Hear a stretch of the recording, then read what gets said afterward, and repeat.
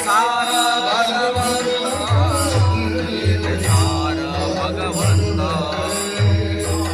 फलकट तो संसार फलकट तो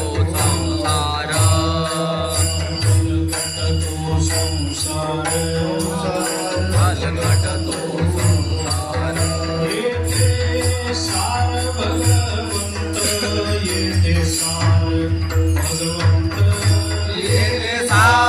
भगवंत येते सार भगवंत ऐसे जागवितो मना ऐसे जागवितो मना ऐसे जागवितो मना ऐसे जागवितो मना सरिसे जना सहित सरिसे जना सहित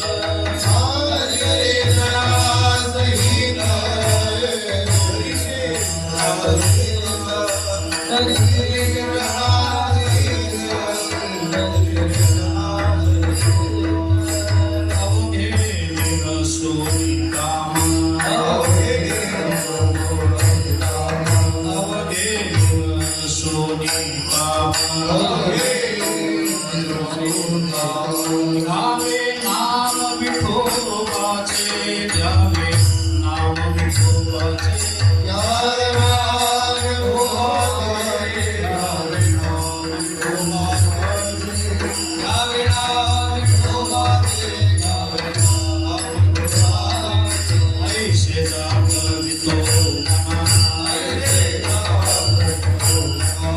ऐसे जागवितो मना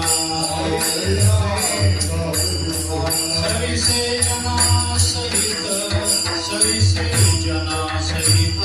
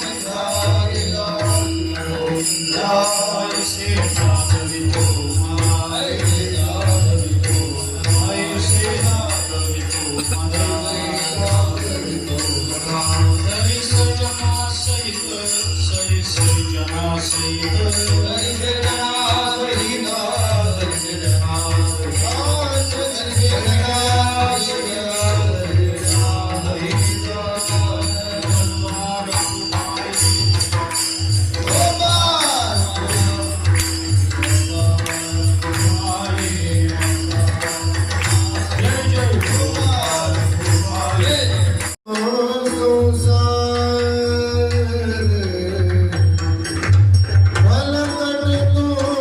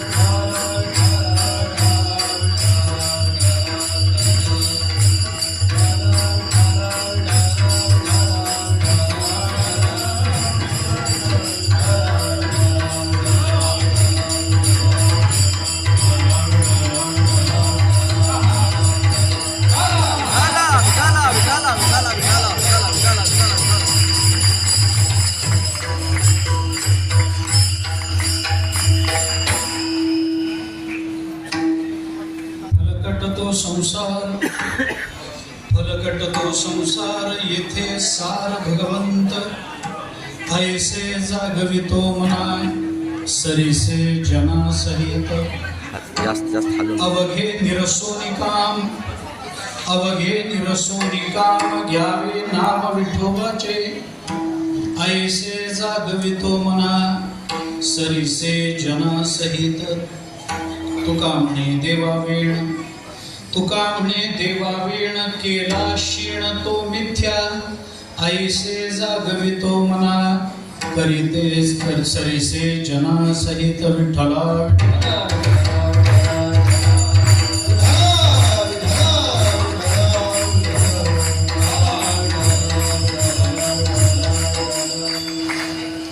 तो संसार येथे सार भगवंत ऐसे जागवितो मना सरीसे जना सहित. जगद्गुरु संत श्रेष्ठ श्री तुकाराम महाराज यांचा अत्यंत प्रसिद्ध अत्यंत महत्वाचा असा अभंग आहे. या अभंगामधून तुकोबारायांनी जन आणि मन या दोघांनाही काहीतरी उपदेश केला आहे. ऐसे जागवितो मना सरीसे जना सहित. जनासहित मनाला मी जागवतो असं तुकाराम महाराज म्हणतात. मनाला आणि जनाला या दोघांनाही तुकाराम महाराजांनी प्रस्तुत अभंगातून उपदेश केला आणि हा उपदेश दोघांनाही करण्याचं काही कारण आहे. मनाला उपदेश कधी करावा लागतो, मनाला उपदेश कोणता करावा लागतो, जनाला उपदेश कधी करावा लागतो, जनाला उपदेश कोणता करावा लागतो, याच्यामध्ये थोडंसं आपल्याला अंतर ठेवावं लागेल. मनाला कधी उपदेश करावा लागतो, मनाला वारंवार उपदेश करावा लागतो. जनाला उपदेश कधी करावा लागतो, वारंवार करावा लागतो. मनालाही काही गोष्टी वारंवार सांगाव्या लागतात आणि जनालाही काही गोष्टी वारंवार सांगाव्या लागतात. काही गोष्टी एकदा सांगून चालत नाही.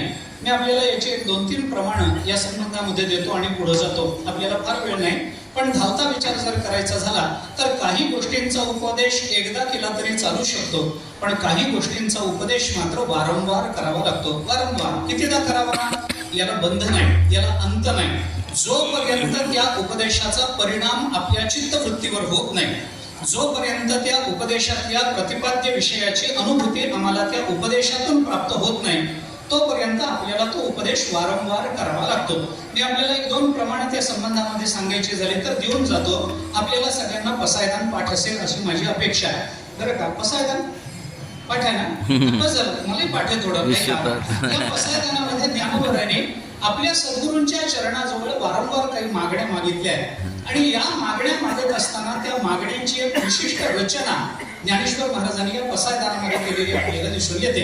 पसायदान सगळ्यांना पाठ आहे, सगळ्यांच्या कानावर आहे, जवळजवळ सगळ्यांना त्याचा अर्थही आपल्याला ओव्यांचा साधारणपणाने माहिती आहे. या पसायदानाची पहिली ओवी ही प्रस्तावाची ओवी. आता विश्वात्मके देवे येणे वाग्यज्ञ तोषावे, तोषोनी मज द्यावे पसायदान हे.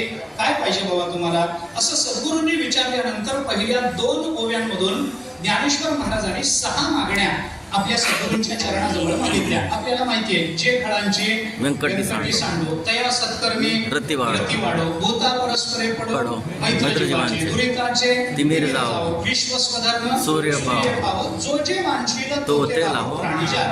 या 2 ओव्यांमधून 6 मागण्या ज्ञानोबराने सद्गुरूंच्या चरणाजवळ मागितल्या. पण गंमत ही आहे की या 6 मागण्यांपैकी एकही मागणं सहजासहजी पूर्ण होणारं आणि सोपं मागणं नाही. त्याचा विस्तार मला करायचा नाही. फळांची व्यंकटी सांडावी हे वाटतं तेवढं सोपं नाही हो. दुष्ट माणसाचा दुष्टपणा सहजासहजी जात नाही, कारण ज्या दुष्टाच्या ठिकाणी दुष्टपणा असतो त्या दुष्टाला आपल्या ठिकाणी दुष्टपणा आहे हे कधी मान्य होत नाही आणि आपला दुष्टपणा हा सज्जनपणा आहे असं ज्याला वाटतं त्यालाच दुष्ट म्हणतात. विठ्ठला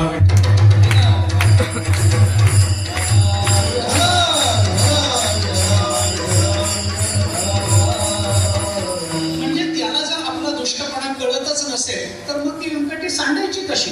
माझ्यातला दोष, आपण दुपारी बोललो, माझ्यातला दोष मला जोपर्यंत कळत नाही आणि तो दोष आहे याची जाणीव होत नाही तोपर्यंत त्याच्या त्यागाचा विचार आपल्या अंतःकरणामध्ये येणार नाही ना. तसं या दुष्टाचा दुष्टपणा जावा ज्ञानोबराने मागितलं, पण सोपं आहे का? सोपं आहे का सांगा? सत्कर्म करणं एक वेळ सोपं आहे, पण सत्कर्माची आवड वाढती राहणं हे सोपं आहे का? कारण ज्या कर्मातून आपल्याला फार फल मिळत नाही अशा कर्मामध्ये माणसाला आवड नसते. एक कर्तव्य म्हणून नाईलाजाने माणसाशी कर्म करत राहतात. ज्या कर्माची फलश्रुती नाही, ज्या कर्मातून आपल्या पदरात काही पडत नाही, अशी कर्म करण्याकरता सहसा कोणी उत्सुक नसतं. ज्याच्यातून काहीतरी मिळतं ते आवडीनं करण्याकडे माणसाचा कल असतो, हा स्वभाव आहे. याचं चिंतन करण्याचं कारण नाही. परंतु रती वाढणं, त्या सत्कर्मामध्ये आवड वाढती राहणं, ते वाटतं तेवढं सोपं नाहीये ना. बरं, भूता परस्पर पडो मैत्र जीवाचे, वाटतं तेवढं सोपं आहे का?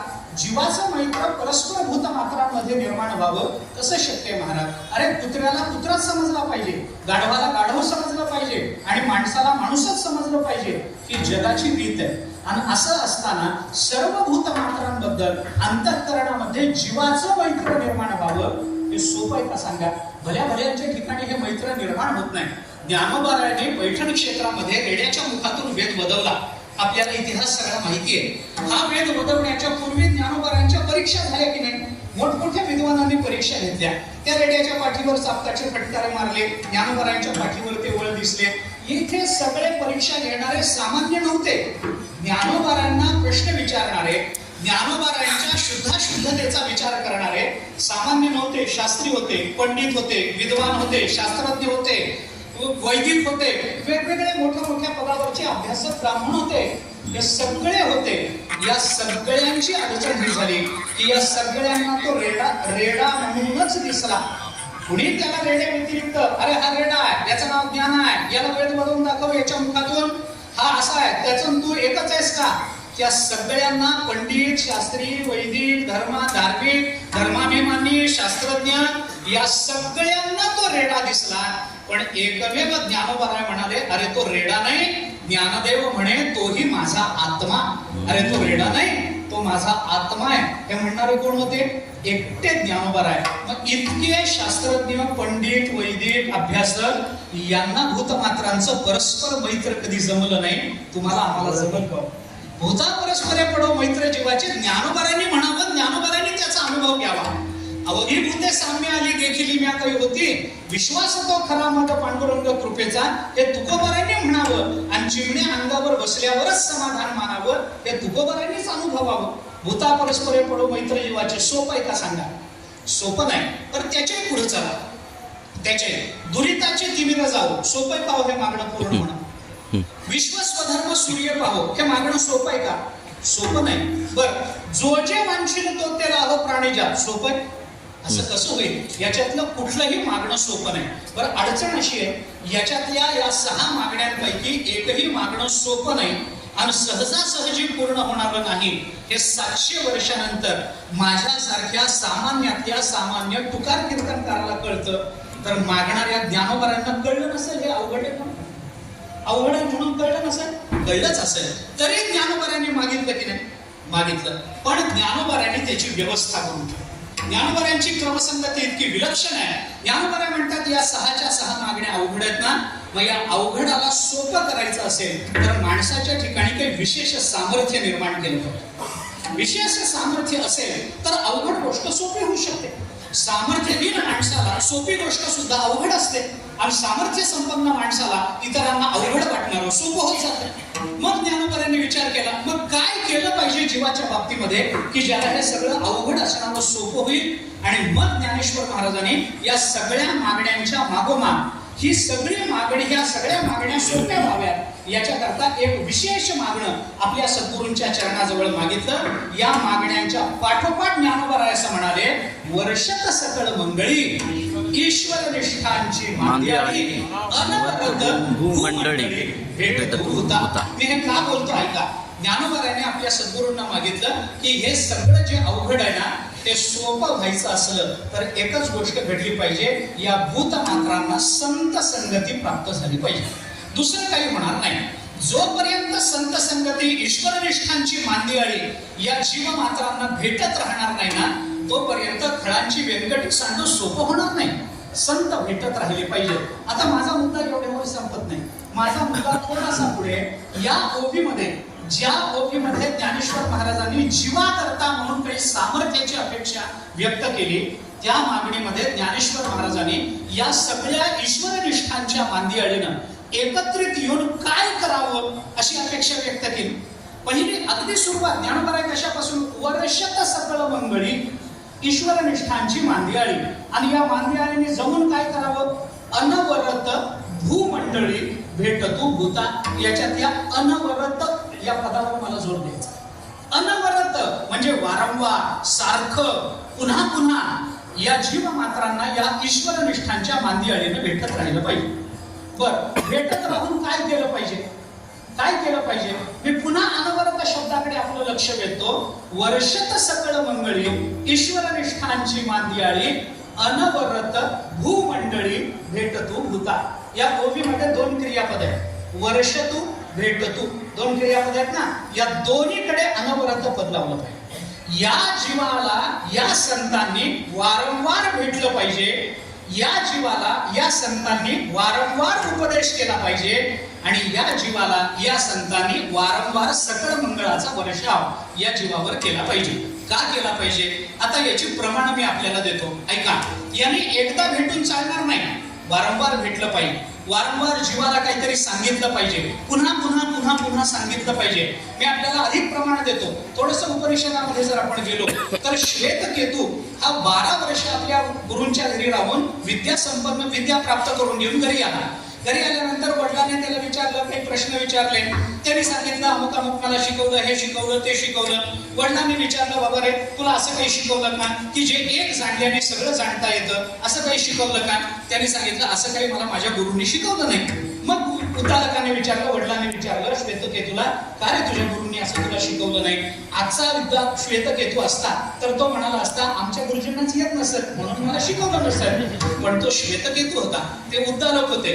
उद्दालकाने सांगितलं बाबा असं नाही शिकवलं ना, मग मी तुला शिकवतो. आणि मग उद्दालकाने श्वेतकेतूला तत्वमसी या महावाक्याचा उपदेश केला. किती वेळेला केला? एकदा नाही, दोनदा नाही, तीनदा नाही, चारदा नाही, 9 वेळेला उपदेश केला. 9 वेळेला. मग आता मला सांगा की 12 वर्ष गुरुच्या घरी राहून अध्ययन करून आलेल्याला जर काही तत्वांचा उपदेश 9 वेळेला करावा लागत असेल तर आपल्याला किती त्रैनाशिक म्हणतायचं आपल्याला कितीदा? आपण तर गुरुच्या घरी राहिलो नाही, आपण जर काही उपनिषदाचं वेदांताचं काही अध्ययन केलं नाही, आपल्याला कितीदा सांगावं लागेल? काही गोष्टीचा उपदेश वारंवार अनवरत करावा लागतो, पुन्हा पुन्हा पुन्हा पुन्हा करावा लागतो. काही गोष्टींचा उपदेश एखाद्या वेळेला अधिकाऱ्याला एकदा केला, संपलं. तुकाराम महाराजांना त्यांच्या गुरुने एकदा उपदेश केला, तुकाराम महाराजांनी तो ऐकला, पुन्हा सांगायची गरज पडली नाही. तुका म्हणे कानी ऐकली मात, तोच झाला घात जीवपणा, पुन्हा जीवदशा राहिली नाही. भगवंताने अर्जुनाला एकदा सांगितलं बास. अर्जुन म्हणतो बास देवा, एकदा कानावर पडलं, आता आमची जीवदशा राहिली नाही, आम्हाला जीवपणाचा दुःख.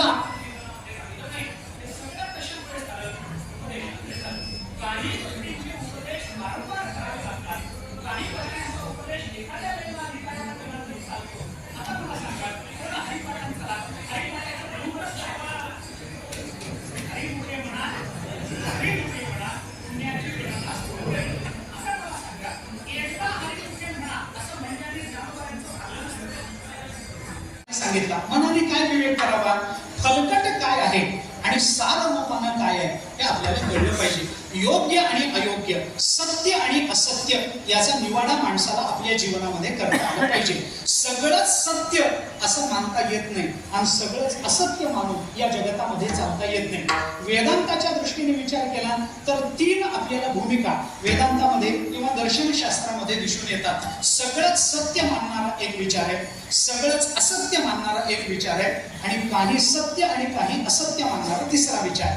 मी आपल्याला फक्त सांगत जातो, चार्वाका सारखा जो विचार आहे तो भौतिकवादाचा विचार, सगळंच सत्य मानणार, डोळ्याला दिसेल ते सत्य आहे, असत्य असं या जगतामध्ये काही नाही. मग सगळंच सत्य आहे, तुम्हाला जे दिसेल ते सत्य आहे. तुम्हाला मृगजळ दिसलं तरी ते त्या काळापुरतं सत्य माना, भ्रम झाला तरी भ्रम नसतोच, दोरीवरचा सर्पही सत्य माना, वगैरे वगैरे वगैरे असं या जगतामध्ये करता येत नाही. जगतामध्ये सगळंच सत्य मानून चालणार नाही. दुसरा विचार सगळंच असत्य.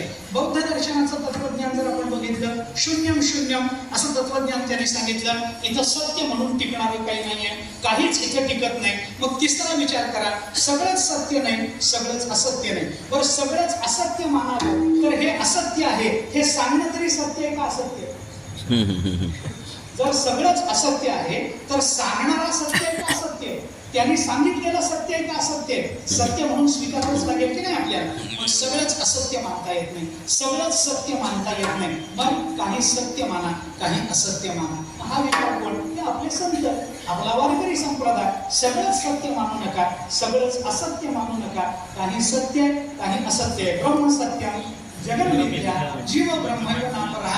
तेव्हा हे सगळं लटिके ते साच दाविले अचळ पीडित असे काळ किती म्हणून. अरे हे सगळं असत्य आहे, लटक आहे, पण आम्हाला दाखवलं की नाही? दाखवलं. अरे मग इथं सत्य काय ते सांगा ना. आहे ना ब्रह्मसत्य. सत्य तू सत्य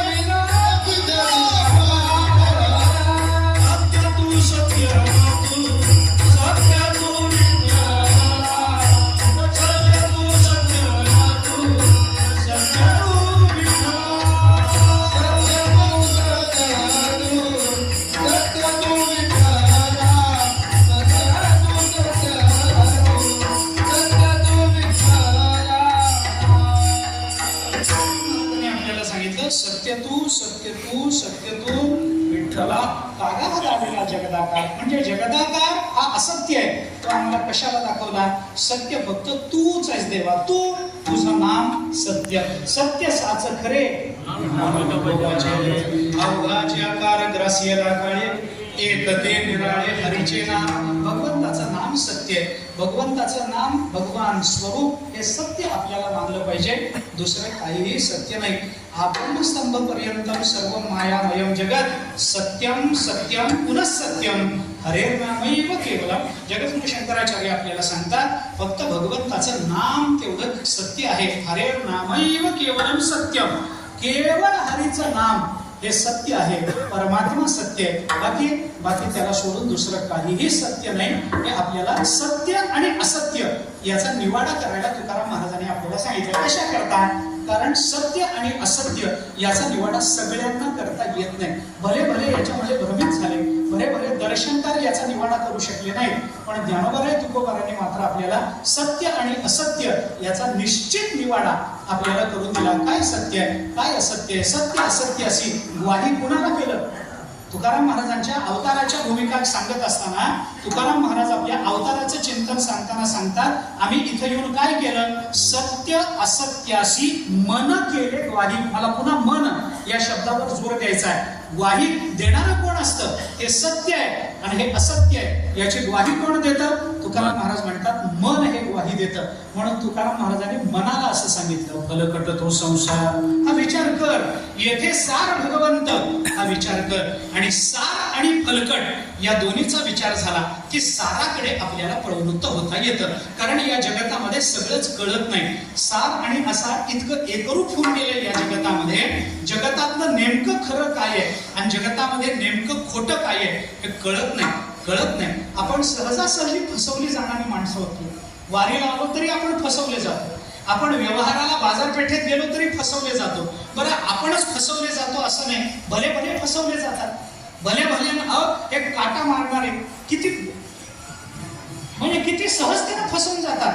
काटा, तराजूचा काटा किती सहजतेने आपल्याला फसवतात. आपल्याला कळतही नाही. तुमचं आमचं जाऊ द्या. आपल्याकडे भास्कराचार्य नावाचे फार मोठे गणिती भारत देशामध्ये होऊन गेले. शून्याचा शोध त्याने लावला. लीलावती नावाचा त्यांचा ग्रंथ गणितामधला प्रसिद्ध ग्रंथ आहे. भास्कराचार्य इतके मोठे गणिती, इतके मोठे विद्वान, गणितावर इतकं मोठं संशोधन, पण असं सांगतात की ते भाजी आणायला गेले तर भाजीवाली त्यांना 4 आठाण्याला फसवते. मोठ्या मोठ्या आकड्याच्या बेरजा करणारे हे भास्कराचार्य भाजीवालीकडून 4 आठाण्याला फसवले जातात. कारण का? कारण जगतामध्ये खरं खोटं याचा निवाडा सहजासहजी करता येत नाही. सत्यानृते मिथुनी कृत्य अहमिदम अवैधमिति नैसर्गिकोयम लोक व्यवहार, असं जगद्गुरु शंकराचार्यांनी ब्रह्मसूत्र भाष्याच्या सुरुवातीला म्हटलं. सत्यानृते मिथुनी कृत्य, सत्य आणि अनृत, अनृत म्हणजे खोटं, याचं मिथून होऊन गेलं, हे एकत्रित होऊन गेले आणि आता आम्हाला त्या दोन्हीतलं वेगळं काढणं हे आम्हाला शक्य होत नाही. कसं काढायचं? हे खरं आणि हे खोटं हे ठरवायचं कसं? ठरवता येत नाही. तुकाराम महाराजांनी सांगितलं, अरे बाबा, आपण पंढरपूरला वारीला आलो तरी सुद्धा बुक्कातून आपल्याला फसवणूक होती. बुक्का, साधा बुक्का, तो बुक्का फार महाग असतो असं नाही. माणसाला वाटतं बुक्का विकत घ्यावा, पंढरपूरला आलो आता बुक्का घ्यावा, बुक्का घ्यावा म्हणून बुक्क्याच्या दुकानात जातो. आता बुक्क्याच्या दुकानात गेल्यानंतर एवढा सुगंध त्या बुक्क्याचा, कापराचा इतका सुगंध येतो, आपल्याला असं वाटतं की असा बुक्का कुठंच मिळणार, इतका शुद्ध बुक्का.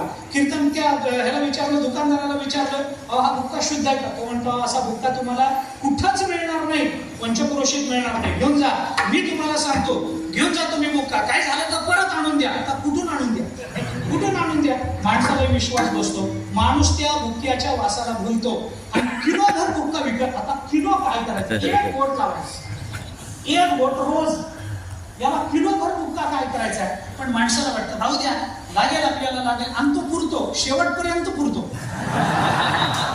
1 किलो बुक्का किती होतो? शेवटपर्यंत पुरतोच की तो, शेवटपर्यंत तो बुक्का तो घेऊन येतो. आता बुक्का एवढा मोठा बुक्का, किलोभर बुक्का घरी घेऊन येतो आणि घरच्यांना सांगतो काय बुक्का मिळाला म्हणून सोडतो. त्याचा वास पंढरपूरलाच राहतो, नुसतीच माती जाते गावात. तुकोबाराय बोलतात, विकाल तेथे विका, माती नाव ठेवणी बुक्का. तुकोबाराय बोलतात, अरे मातीला बुक्का, काळा रंग लावायचा, त्याला चाळायचं मातीला आणि बुक्का म्हणून विकायचा. माणसं फसतात की नाही? वारकरी फसतात ना महाराज. अरे हे सत्य गेले घोड्यावरी, अविद्येची चाले थोडी तुकोबारांची भाषा आहे. कुठं राहिलं सत्य महाराज? आणि याच्याकरता सत्य असत्याला मनाने ग्वाही दिली पाहिजे. याच्याकरता तुकाराम महाराज मनाला सांगतात, बाबा तू हा विचार कर. काय विचार कर? फलकट तो संसार येथे सार भगवंत. इथं सार काय असार काय याचा विचार कर. आता साराचा विचार कसा करता येईल? सार विचार सार असार विचार कसा करायचा? सारासार विचारिता भ्रांती ते पाही असारता, सार ते स्वभावता नित्य जाणे. ज्ञानोबरांनी 2ऱ्या अध्यायामध्ये आपल्याला सांगितलं, हा साराचा विचार करा. अविनाशी तू तद्विधी येन सर्व विदम पदम. या श्लोकावरती भाष्य करताना ज्ञानोबरा पहिली ओळी वापरतात. येथे सारासार विचारिता भ्रांती ते पाही असारता, सार ते स्वभावता नित्य जाणे.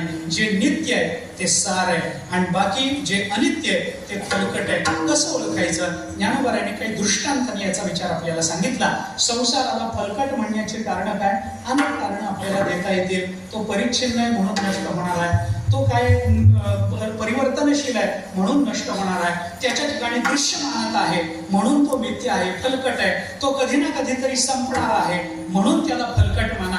अनेक कारण आपल्याला देता येतील आणि सर्वात शेवटी ज्ञानाने त्याचा वाद होतो म्हणून त्याला फलकट मानता येतं. अशी अनेक कारण आपल्याला देता येतील. पण याच्यातलं सार आणि फलकट हे ओळखायचं कसं? हे ज्ञानोबरांनी काही दृष्टांत आपल्याला सांगितलंय. त्या दृष्टांताचा विचार करायचा. एकदा भजन करून 2-5 मिनिटांमध्ये तो दृष्टांत आपल्या समोर ठेवतो. सेवा संपतो.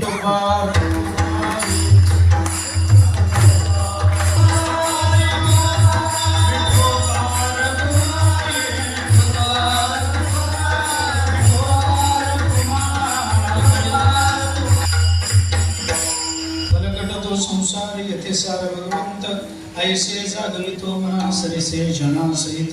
जगद्गुरु तुकोबाराय या अभंगामध्ये आपल्याला काही विचार करून दाखवतात. जन आणि मन या दोघांनाही उपदेश केला पाहिजे. जनाला उपदेश करण्याचा अधिकार मनाला उपदेश करणाऱ्याला असतो. ज्याचं मन ज्याचं ऐकतं तो त्याचंच जन ऐकत असतात. ज्याचं आपलंच मन ज्याचं ऐकत नाही तो त्याचं जनही ऐकत नसतात. तुकाराम महाराजांचं मन तुकाराम महाराजांचं ऐकतं म्हणून जन तुकाराम महाराजांचं ऐकतात. आपलंच मन आपल्याला कधी ग्वाही होत नाही. आपलं मन आपल्या ताब्यात नाही. आपलं मन प्रमथनशील आहे. भगवंतांनी अर्जुनाने पुष्कळ दोष दाखवले. चंचल हि चंचल मी मनो कृष्ण प्रमाथी बलवत दृढ सगळं वायुरिव सुदुष्करम इथपर्यंत अर्जुनाने सांगितलं देवा मन अत्यंत चंचल आहे. आणि भगवंतांनी सांगितलं बरोबर आहे. असंशय महाबाहो मनो दुर्निग्रहम चलम अभ्यास ऋतू कौंतेय वैराग्याच्या येते. मनाला शांत करता येतं, पण आपलं मन आपल्या ताब्यात नाही. आपलंच मन आपलं ऐकत नाही तर जन आपलं काय ऐकणार? तुकाराम महाराजांचं मन तुकाराम महाराजांचं ऐकतं, म्हणून जनही तुकाराम महाराजांचंच ऐकतात. मला काय वाटतं याच्यावर कुणाचा परमार्थ चालत नाही. मी जर कीर्तनामध्ये तुम्हाला असं सांगितलं मला असं वाटतं, मला तसं वाटतं, हे असं आहे, हे मी शोधलेलं आहे, मला मी म्हणतो म्हणून हे ऐका, कोणी ऐकत नाही. मी जे मांडतो ना त्याला कुठे ना कुठेतरी तुका म्हणायचा शिक्का बसावा लागतो, तर तुम्ही ऐका. नाही तर माझं काय ऐका तुम्ही? ऐकण्याचं काय कारण आहे? तुम्ही काय ऐकावं माझं? तुम्ही तुका म्हणे ऐकावं, तुम्ही नामा म्हणे ऐकावं, तुम्ही चोखा म्हणे, तुम्ही गोरा म्हणे, तुम्ही जणी म्हणे, तुम्ही बाप रखुमादेवीवर एकाच्या मार्दनी, हे तुम्ही ऐकलं पाहिजे. हे ऐकायला तुम्ही बसला नाही. मी तुम्हाला तुकोबारे म्हणत असतील, पण मी सांगतो. तुम्ही म्हणाल तुम्ही निघा इथून, तुम्ही राहूच नका इथं, नाही जगातच राहू नका तुम्ही. अरे तुकाराम महाराज म्हणतात तरीही मी म्हणतो, मला काही अर्थ नाही ना महाराज. तुकाराम महाराज म्हणतात ते आम्ही ऐकतो. का ऐकतो? कारण तुकाराम महाराजांचं मन त्यांचं ऐकतं म्हणून. तुकाराम महाराजांच्या मनाला तुकाराम महाराजांनी सांगितलं जा पंढरपूरला. तुकाराम महाराजांचं मन पंढरपूरलाच जाणार आहे. आम्ही आमच्या मनाला पंढरपूरला जा म्हणून सांगितलं, एकतर आम्ही म्हणतच नाही, पण यदा कदाचित जर आम्ही मनाला पंढरपूरला जा म्हणून सांगितलं तर ते मन पंढरपूरला येईपर्यंत कुठं कुठं जाऊन येईल काही आपल्याला सांगता येणार नाही. म्हणून जन आणि मन या दोन्हीचाही विचार तुकाराम महाराजांनी या अभंगामध्ये बोलून दाखवला. ऐसे जागवितो मना. काय जागवता? विवेकावर जागवतो, विवेकाची जागृती आणतो. काय जाग करता? उत्तिष्ठत जागृत प्राप्य वरांनी बोधत क्षुरस्य धारा निशिखा दुरत्यया दुर्गम पथस्तत्वयो वदंती. या ज्ञानाकरता विवेक आवश्यक असतो बाबा. विवेक करा. विवेक करा म्हणजे काय करा? सारासार विचार करा. सारासार विचार कसा करायचा? मग आता त्याच्याकरता काही आहे आपल्याला प्रमाण आहेत. त्याच्याकरता ज्ञानोबरांनी काही युक्त्या सांगितल्या, ज्ञानोबरांनी त्याचं चिंतन केलंय. जोपर्यंत हा विवेक जागा होत नाही, जोपर्यंत खरं खरं म्हणून कळत नाही, खोटं खोटं म्हणून कळत नाही, तोपर्यंत वैराग्य आपल्या ठिकाणी जागा होणार नाही.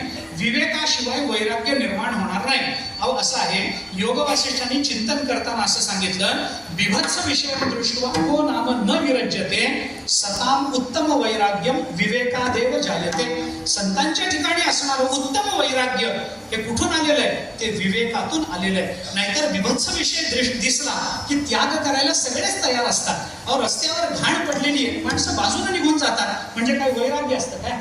रस्त्यावर घाणेरडा पदार्थ पडलेला दिसला, माणसं म्हणतात नको, तिकडे बघायला सुद्धा नको, म्हणजे काय फार विरक्त झाला काय? तो त्या पदार्थाकडे बघत नाही, विरक्त झाला नाही. संत जगाकडे तशा दृष्टीने बघतात महाराज. ज्ञानोबरांनी 15व्या अध्यायामध्ये चिंतन करताना असं सांगितलं, उठिले वैराग्य जेणे हा त्रिवर्ग आईसा सांडणे जैसे वमुनिया सुने आत्ताची गेले.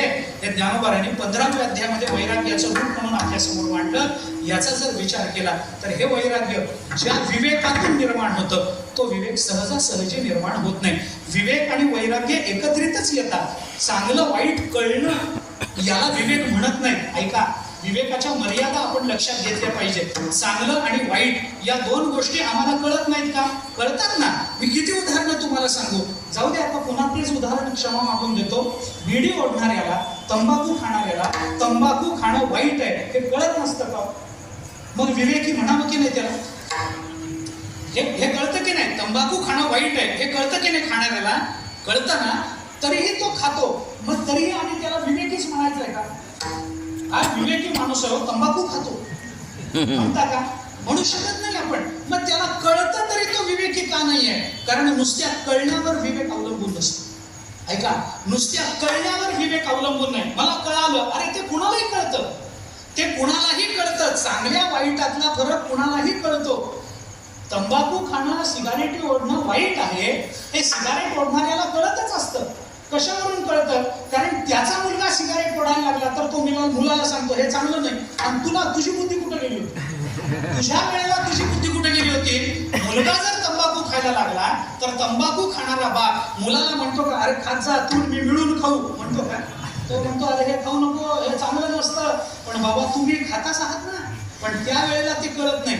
ज्या अर्थी मुलाला ते खाऊ नको म्हणतोय त्या अर्थी हे वाईट आहे हे त्याला कळतं, म्हणून तो विवेकी होत नाही. मग विवेकाची सीमा कुठपर्यंत जाते? चांगलं वाईट कळावं. मी पुष्कळ वेळेला उदाहरण देतो. लोकांना बऱ्याच वेळेला कळतं, कळत नाही, पटतं, पटत नाही. काही जणांना कळतं पण पचत नाही, काही जणांना पचतंय पण पटत नाही. असं सगळंच होतं. मी अनेक वेळेला उदाहरण देतो विवेकाच्या संबंधामध्ये. एक गाढवा समोर जर एका टोपल्यात तंबाखू दुसऱ्या टोपल्यात बुंदीचे लाडू ठेवले तर गाढव काय करेल? विचार करून उत्तर द्या. एका टोपल्यात तंबाखू आणि दुसऱ्या टोपल्यात बुंदीचे लाडू कुणासमोर? गाढवासमोर ठेवले तर गाढव काय खाईल? बुंदीचे लाडूच खाईल. म्हणजे गाढव सुद्धा ज्याला तोंड लावत नाही. गाढवाला हे कळतं हा खाण्याचा पदार्थ नाही, हा खाण्याचा पदार्थ आहे. गाढवाला विवेकी म्हणता का? गाढवाला विवेकी म्हणता का? योग्य अयोग्याचा निवाडा करता आला का नाही? करता आला. मला एकाने सांगितलं गाढवासमोर तंबाखू बुंदीचा लाडू ठेवला तर गाढव बुंदीचा लाडू खाईल, तंबाखूला तोंड लावणार नाही असं तुम्ही म्हणता. पण मी वेगळं म्हणतो. म्हटलं काय म्हणता? तो म्हणाला गाढव तंबाखूला तोंड लावत नाही. का? म्हटलं का लावत नाही? कारण ते गाढव आहे. इतका चांगला पदार्थ खावा हे त्याला कळत नाही म्हणून तर ते गाढव आहे. मी त्याला म्हणलं एखादा गाढवच असा विचार करू शकेल. सगळ्यांना असा विचार करता येणार नाही. विचार करा ना तुम्ही. चांगलं वाईट कळावं म्हणजे विवेक झाला का? नाही ना. चांगलं वाईट कळावं त्याच्यातल्या चांगल्याचा स्वीकार झाला, चांगल्याला ओळखून चांगल्याचा स्वीकार झाला की तो विवेक असतो. आणि वाईटाला ओळखून वाईटाचा त्याग झाला की ते वैराग्य असतं. विठ्ठला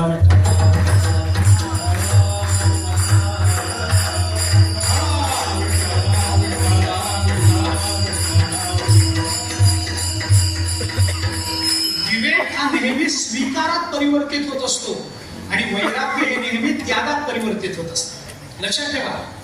विवेक नेहमी स्वीकारात दिसतो आणि वैराग्य हे नेहमी त्यागात दिसत असतं. तुकाराम महाराज का वैराग्य संपन्न मानायचे? वैराग्य मेरुमणी मानायचं तुकाराम महाराजांना. वैराग्याचा महामेरू म्हणतात गोरोबा काकांना. वैराग्याचा महामेरू गोरोबा काका. वैराग्याचा महामेरू मेरुमणी म्हणजे तुकोबार आहे. कशातून वैराग्य मानायचं? अरे त्याने सगळं टाकून दिलं म्हणून वैराग्य. विवेक नेहमी स्वीकारातून दिसतो आणि वैराग्य नेहमी त्यागातून दिसतं. म्हणून तुकाराम महाराज म्हणतात काय स्वीकारायचं ठरवा. काय स्वीकारायचं? येथे सार भगवंत ते स्वीकारायचं. त्याग कशाचा? फलकट तो संसार. संसार फलकट आहे. का फलकट आहे? वेदांताच्या दृष्टीने अनेक उत्तर आहेत. 15वा अध्याय पाहिला तर अनेक कारण आपल्याला ज्ञानेश्वरीच्या 15व्या अध्यायातून मिळत जातील. माझी वेळ संपली आहे. ज्ञानोबराने हा विवेक कसा करायचा एवढं आपल्याला सूचित केलंय. तेवढ्या दृष्टांताचा विचार सांगतो आणि सेवा संपवतो. विचार करा. ज्ञानोबराने गीतेच्या 2ऱ्या अध्यायामध्ये एक भगवंताने अर्जुनाला सांगितलं बाबा आपल्याला हे कळलं पाहिजे. सगळ्यांना कळत नाही. काय कळलं पाहिजे? काय कळतं? विशेष लोकांना संतांना काय कळतं? तुम्हाला आम्हाला काय कळत नाही? भगवंताने सांगितलं नासतो विद्यते भावो नाभावो विद्यते सतः उभयोरपि दृष्टवंतस्त्वनयो तत्वदर्शिनी. हे भगवान अर्जुनाला बोलले. नासतो विद्यते भावो ना अभावो विद्यते सतः. सत काय आणि असत काय? ज्याचा भाव राहतो तो सत आहे, ज्याचा अभाव होतो ते असत आहे. हे भगवंताने सांगितलं. पण भगवान म्हणाले अर्जुना हे सगळ्यांना कळत नाही बाबा. मग कुणाला कळतं? उभयोरपि दृष्टवंतस्त्वनयो तत्वदर्शिनी. तत्वदर्शीला ते कळतं. मलाही कळतं असं मी म्हणत नाही. योग्य आणि अयोग्याचा निवाडा भगवंतालाही करता येणार नाही. ते करतील तर ज्ञानोबा तुकोबारायांसारखे संत महात्मे करत असतात. कारण भगवंताला योग्य काय अयोग्य काय कळणार नाही. कारण योग्यायोग्य या द्वंद्वाच्या पलीकडे परमात्मा आहे. त्यामुळे तो अलीकडे येऊन त्याला ओळखण्याच्या भानगडीत पडत नाही. पण संत महात्मे पलीकडे पण अलीकडे येऊन आमच्या कल्याणार्थ ते ओळखून दाखवतात. योग्य काय अयोग्य काय कुणाला कळतं? तत्वदर्शी. तत्वदर्शींना ते कळतं. आता हा तत्वदर्शी कोण आहे? या तत्वदर्शीचा विचार कसा? ज्ञानोबराने त्याच्यावर चिंतन करताना अर्जुना आणि काही एक जे विचार परलोक ओळखते. ज्ञानोबराने आपल्याला त्याच्यावर भाष्य करताना पहिल्यांदा हे सांगितलं. विचार परलोक ओळखती. जे विचार करणारे लोक आहेत ना त्यांनाच हे ओळखू येतं. कसं ओळखू येतं? ते कसं शोधायचं असतं? ज्ञानोबराने 3-4 ओव्यांमधून आपल्याला हे सगळं सांगितलं. त्याचा विचार मी फक्त आपल्याला सांगतो. ऐका. ज्ञानोबराय बोलतात उपाधी माझी गुप्त चैतन्यासे सर्वगत हे तत्वज्ञ संत स्वीकारिते सलिली पय जैसे एक होऊन मिनले असे ते निवडून राजहंसे वेगळे तुझे की अग्निमुखी किडाळ तोडून या चोखाड निवडती केवळ बुद्धिमंत नागरी जाणीवेच्या अयणी करिता दधिकडसणी मग नवनीत निर्माणी दिसे जैसे की घुसबीज एकवट उपनिता राहे घनवट पुढे ते फलकट जाणू आले तैसे विचारिता निरसले प्रपंच सहजे सांडवले मग तत्व उरले ज्ञानियासी. ज्ञानोबाने आपल्याला या सगळ्या दृष्टांतातून 4 दृष्टांत ज्ञानोबारायांनी या संबंधामध्ये या विवेकाकरता म्हणून आपल्या समोर मांडले. ज्ञानोबाराय म्हणतात सलिली पय जैसे एक होऊन मिळले असे ते निवडून राजहंसे वेगळे कीजे. ज्ञानोबारायांचे 4 दृष्टांत आहेत. या दृष्टांताचा विचार करत बसलो तर रात्र जाईल आपली. इतके बारीक दृष्टांत ज्ञानोबारायांनी दिले. दृष्टांत द्यावा तर ज्ञानोबारायांनी द्यावा महाराज. दृष्टांताला हात घालावा तर ज्ञानोबारायांनी घालावा. आम्ही आपल्याला स्पष्ट बोलतो ज्ञानोबारायांच्या नंतर महाराष्ट्रामध्ये जे संत वाङ्मय निर्माण झालं ना म्हणजे नाथ महाराजांपासून ते निळोबारायांपर्यंत जे संत वाङ्मय निर्माण झालं ना या सगळ्या संत वाङ्मयामधल्या आलेल्या दृष्टांतावर सगळ्यात मोठा प्रभाव कोणाचा असेल तर तो ज्ञानोबारायांचा. मी आपल्याला याच्याही पुढे बोलतो. तुमचा विश्वास बसेल न बसेल मी अभिनिवेशानं बोलत नाही केवळ संप्रदायाच्या अहंकारानं बोलतो असं समजू नका. पण मी तुम्हाला जाहीरपणानं कीर्तनामध्ये सांगतो ज्ञानोबारायांच्या नंतर महाराष्ट्रामध्ये जेवढं तेवढं वाङ्मय कुणाचं का असेल जे निर्माण झालं असेल त्याच्यातला कोणताही दृष्टांत तुम्ही आणा मी त्याचं मूळ ज्ञानेश्वरीतून काढून टाकतो. कोणते कथा असू दे कादंबरी असू दे लेखसंग्रह असू दे कुठेही तुम्हाला या मराठी सारस्वतामध्ये जर काही दृष्टांत सापडत असेल ना तर त्या दृष्टांताचं मूळ ज्ञानोबाराय लक्षात. ज्ञानोबारायांसारखे दृष्टांत कोणीच देऊ शकतो.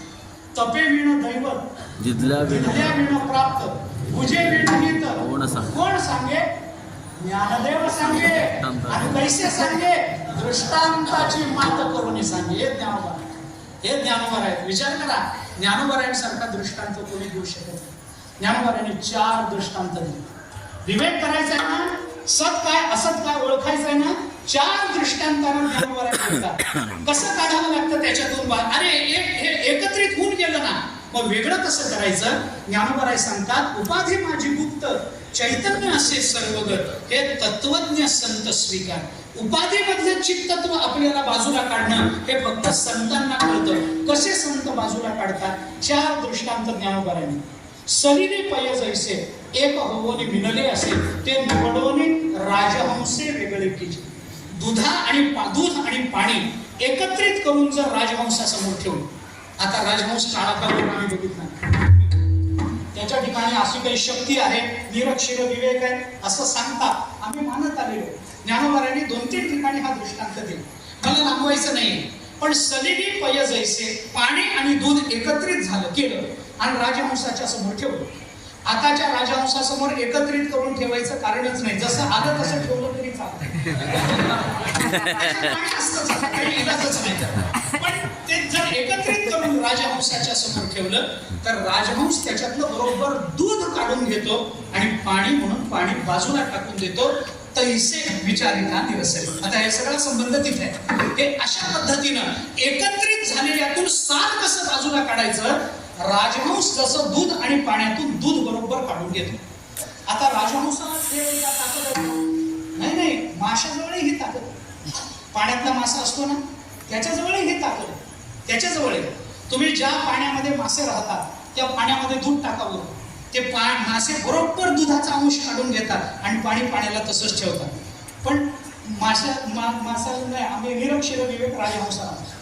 त्या वल्लभदेवाने एका सुभाषितात असं सांगितलं की माशाजवळही निरक्षर विवेक आहे पण राजहंसाचं प्रारब्ध चांगलं म्हणून त्याची प्रसिद्धी झाली माशाची प्रसिद्धीच नाही. आता काय करतात माशाजवळ बरं जाऊ द्या मी खरं सांगतो का तुम्हाला याच्याही पलीकडे जाऊ राजहंसात जाऊ द्या मासोळी जाऊ तुमच्या माझ्यामध्ये निरक्षर देवाने शक्ती आम्हाला दिली. खोटं समजू नका मी खरं ते सांगतो तुम्हाला. आपल्या जवळही दूध आणि पाणी वेगळं करण्याचं सामर्थ्य आहे. तुम्ही म्हणाल काय बोलता असं झालं असतं तर मग काय पाहिजे होतं. मी सांगतो ना आहे म्हणून जाहीर सांगतो.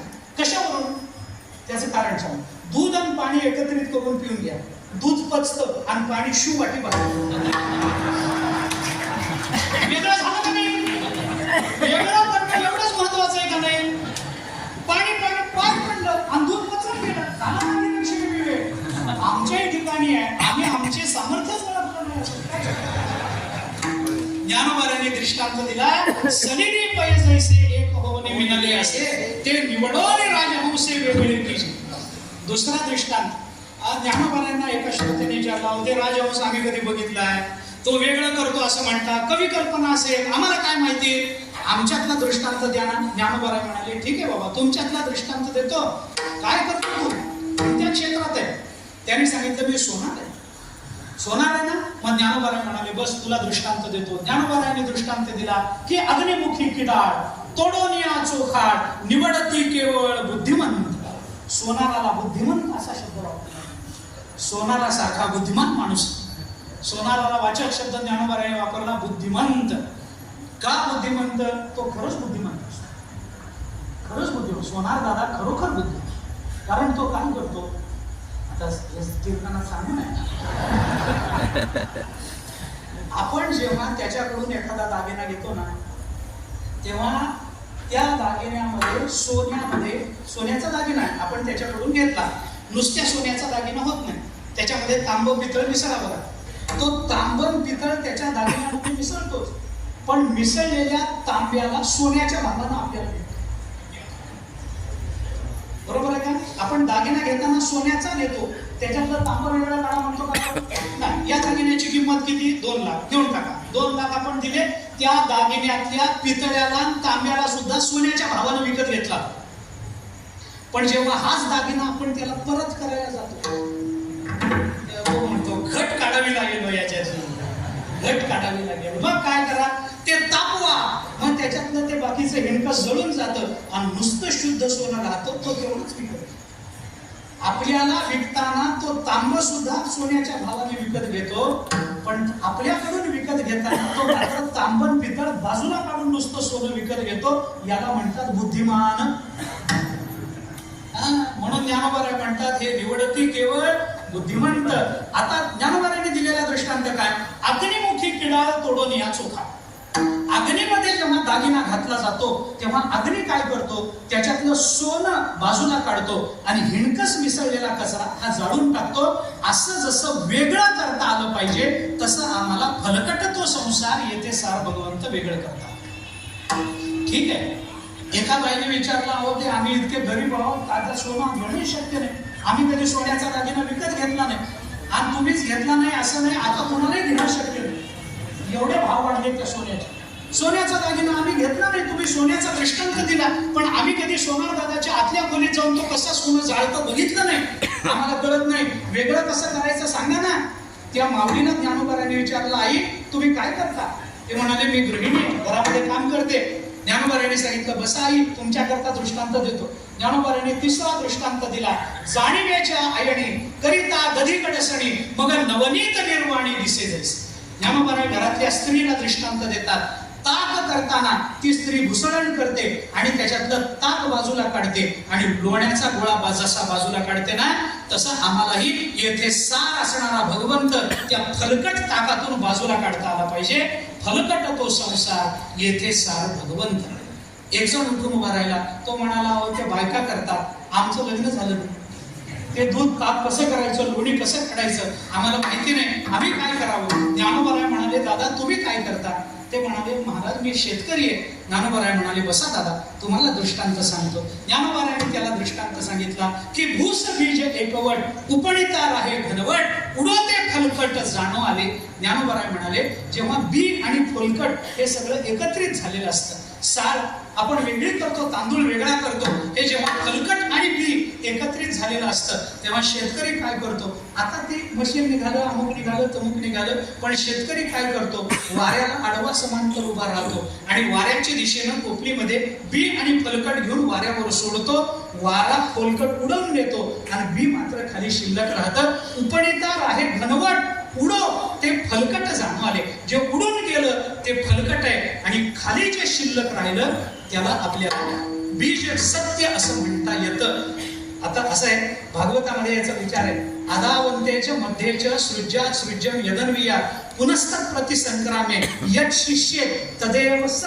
जे शिल्लक राहतं त्याला सत असं म्हणतात. असं भागवताने चिंतन आपल्या समोर मांडलं. विस्तार करण्याचं कारण नाही. ज्ञानोबा म्हणाले कळालं का सगळ्यांना वेगळं कसं काढायचं. श्रोते म्हणाले कळालं. मग ज्ञानोबाने सिद्धांत सांगितला तैसे विचारिता निरसले प्रपंच सहजे सांडवले मग तत्वता तत्व उरले ज्ञानी असे. असं वेगळं करता आलं पाहिजे. म्हणजे करणार कोण. ज्ञानोबाने सांगितलं आपलं मन करणार. म्हणून जनाला उपदेश, मनाला उपदेश, मनातल्या जनाला उपदेश आणि जनाच्या मनाला उपदेश तुकाराम महाराज करतात आणि सांगतात की एवढा विवेक जागा करा. फलकट तो संसार येथे सार भगवंत. विवेक सहजासहजी जागा होत नाही. विवेक संतांजवळ राहतो. चंद्र तेथ चंद्रिका, शंभू तेथ अंबिका, संत तेथ विवेका असाने कीजे. नित्यम सज्जन संपर्कात विवेका देव जायते. विवेक पाद पस्येव भोग मोक्ष पदे स्मृतो. विवेक संतांजवळ राहतो. मग आम्हाला संत भेटवावी तेव्हा विवेक व्हावा आणि तेव्हा कळावं. मग आम्ही काय करावं. तुकोबारांनी एकच सांगितलं तुम्हाला जर एवढंच होत नाही ना मग एक काम करा. अवघे निरसोरे काम घ्यावे नाम विठोबाचे. एवढंच तुम्ही करा. बाकी काही करू नका. पण पंढरपुरात असेपर्यंत विठोबाचं नाव घेऊ घरी गेलो. पुन्हा घरच्या कामामध्ये आम्ही गुंतून जाऊन कशाचं विठोबाचं नाव आम्हाला आठवणार आहे. इथं कीर्तनात बसलो म्हणून विठ्ठल विठ्ठल विठ्ठल. घरी गेल्यावर कशाचं विठ्ठल विठ्ठल विठ्ठल. घरी गेल्यावर विठ्ठल नाही काही नाही. आम्ही कामं करत राहू. तुकाराम महाराज म्हणाले हरकत नाही. घरातली कामं करायची आहेत ना घरातली कामं खुशाल करा. पण एक लक्षात ठेवा तुका म्हणे देवावेळ केला शिवाय तो मिथ्या. जे काही काम घरातही करायचंय ते देवाशिवाय करू नका. देवासाठी करा. एवढं जरी केलं तरी सुद्धा तुम्हाला हा विवेक जागा करता येईल. त्या विवेकानं संत संगतीनं तो विवेक प्राप्त होईल. विवेकानं आपल्या जीवनाची कृतार्थता आपल्याला संपादन करता येईल. म्हणून तुकोबाराय आपल्याला हा उपदेश करतात. तो उपदेश आपण ग्रहण केला पाहिजे. घ्यावे नाम विठोबाचे हे सूत्र आपण पकडून ठेवलं पाहिजे. तुका म्हणे देवावीण केला शीन तो मिथ्या. हे आपण पकडून ठेवलं पाहिजे.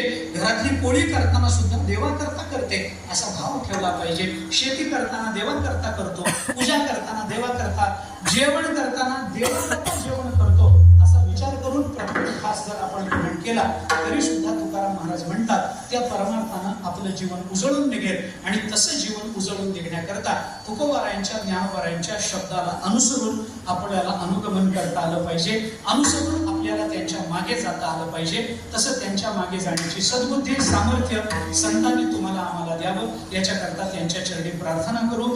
ही सेवा आपण एकादशीची म्हणून संपन्न करतो आहोत. उद्याही द्वादशीची सेवा संध्याकाळी 7 ते 9 हरिभक्तीपरायण चंद्रशेखर महाराजांचं कीर्तन याच ठिकाणी होणार आहे. सकाळी 9 ते 10 गाथ्याचं प्रवचन होईल. 4 ते 5 ज्ञानेश्वरीचं प्रवचन होईल. उद्याही कीर्तन आहे. परवापासून मात्र फक्त प्रवचन होतील. कीर्तन मात्र होणार नाही. तथापि हे कार्यक्रम वारीच्या निमित्तानं चतुर्दशीपर्यंत संपन्न होतील. पौर्णिमेला कालाहोम या उत्सवाची सांगता होईल. आणि वद्य पंचमीपासून आषाढ वद्य पंचमीपासून आपल्या मठामध्ये चातुर्मासाला आरंभ होईल. ज्ञानेश्वरी षष्ठीपासून गाथ्याला, पंचमीपासून ज्ञानेश्वरीला आरंभ होईल. जे भाविक इथे चातुर्मासा करता थांबणार आहेत ज्यांनी आवर्जून थांबावं अशी सगळ्यांनाच विनंती आहे. तथापि जे जाणार आहेत त्यांनी ते जाणारेच असले तरी जे थांबणारे आहेत तरी त्यांच्याकरता म्हणून ही सूचना देतो. आषाढ वद्य पंचमीपासून आपल्या चातुर्मासाला प्रारंभ होणार आहे. राहणाऱ्या लोकांनी ही सूचना लक्षात घ्यावी. ही झालेली सेवा संतांच्या सद्गुरूच्या परमात्म्याच्या चरणी अर्पण करतो. संत वाङ्मयाची उपासना करणं आपलं कर्तव्य. ज्ञानेश्वरी गाथा भागवत हे ग्रंथ तुमच्या माझ्याकरता निर्माण झालेले ग्रंथ आहेत. त्या ग्रंथाचा आश्रय आपण केला पाहिजे. वेळ असेल, थोडीशी भावना अधिक जास्त चांगली असेल, अधिक जास्त उल्हास असेल, अधिक जास्त प्रवृत्ती असेल तर या संत वाङ्मयाचं लिखाणही आपल्याकडून व्हावं. हाताने ज्ञानेश्वरी लिहिण्याचा प्रयत्न करावा. हाताने गाथा लिहून काढण्याचा, हाताने नाथ भागवत लिहून काढण्याचा आपण प्रयत्न करावा. या लिखाणाचा फार चांगला परिणाम चित्ताच्या एकाग्रतेकरता आणि संत वाङ्मयाच्या या अक्षर सेवेकरता होतो. हे ध्यानात घेऊन आपण या संत वाङ्मयाची सगळ्यांनी उपासना करावी अशी सगळ्यांच्या चरणी नम्रतेनं प्रार्थना करतो. सगळ्यांच्या चरणी नतमस्तक होऊन प्रार्थना करतो. ज्ञानेश्वरी वाचा, गाथा वाचा, भागवत वाचा, हरिपाठाचं चिंतन करा. रामकृष्ण हरी आपल्या डोक्यात राहील हे जास्तीत जास्त कसं ठेवता येईल याचा विचार प्रयत्नपूर्वक आपण सर्वांनी मिळून केला पाहिजे अशी सर्वांच्या चरणाला लागून विनंती करतो. झालेली सेवा संतांच्या सद्गुरूच्या परमात्म्याच्या चरणी अर्पण करतो. वाणीला विराम देतो. चाल होईल त्यानंतर आरती होईल त्यानंतर आपण उठावे. ज्ञानेश्वर